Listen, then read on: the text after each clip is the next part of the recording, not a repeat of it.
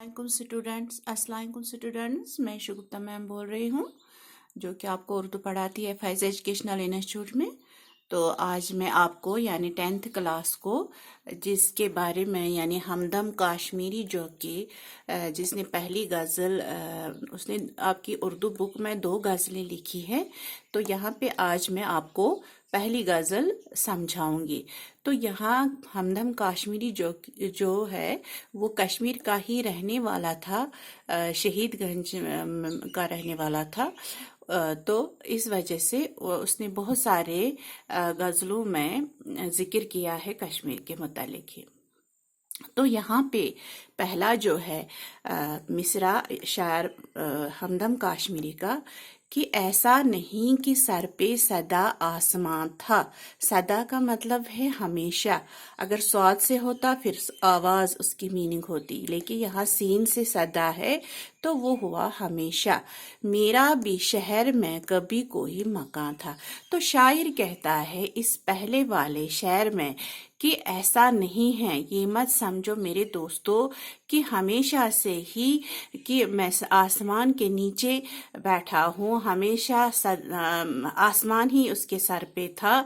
मगर इस शहर में, मेरा भी शहर में कभी कोई, क्योंकि इस शहर में मेरा भी कहीं पे मकान था। यानी कि इसका मीनिंग निकलेगी यहाँ पे कि शायर कहना चाहता है कि हमेशा से ही वो बेबस और लाचार नहीं था, बल्कि उसकी जिंदगी भी खुशहाल थी। उसकी जिंदगी में भी अच्छी तरह से खुशहाली थी और खुशी थी, कभी गम नहीं थे। तो यही जिक्र किया है उसने इस मिसरे में।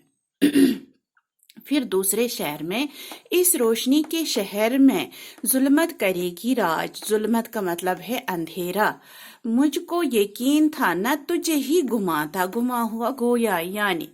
तो यहाँ शायर कहना चाहता है कि ऐ मेरे दोस्तों, इस रोशनी के शहर में जुल्मत करेगी राज। ये जो मेरा शहर है इसमें हमेशा से ही अंधेरा नहीं था। इसमें हमेशा से ही हर कोई दुख में मुब्तला नहीं था, हर किसी की जिंदगी में तकलीफ नहीं थे, बल्कि मुझको यकीन था न तुझे ही गुमा था। मुझे यकीन ही नहीं है था कि ऐसा भी कभी हो सकता है कि इस शहर में भी, मेरे वतन में, मेरे शहर में कभी जुल्मत अंधेरा करेगी राज, यानी कि अंधेरा ही रहेगा इस शहर में। ऐसा मुझे यकीन नहीं था, न आपको ही गुमा होगा कि ऐसा भी हो सकता है कि इस शहर में कभी रोशनी ही नहीं थी। यानी इस शहर में भी रोशनी थी, इस शहर में भी खुशियां थी, खुशहाली थी, अमन था, लेकिन ऐसा नहीं था कि जुल्मत ही थी राज करेगी। यानी कि जुल्मत ही अंधेरा नहीं था हर एक की जिंदगी में, बल्कि हर कोई खुशी से जिंदगी बसर करता था। फिर तीसरे में शायर का कहना है कि धोया नहीं गया जो किसी बरशगाल में, बरशगाल हुआ बारिश, तेज बारिश, मेरी जमीन पे वो लहू का निशान था। लहू हुआ खून।